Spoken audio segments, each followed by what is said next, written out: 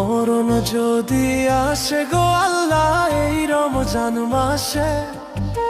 ক্ষমা করে দিও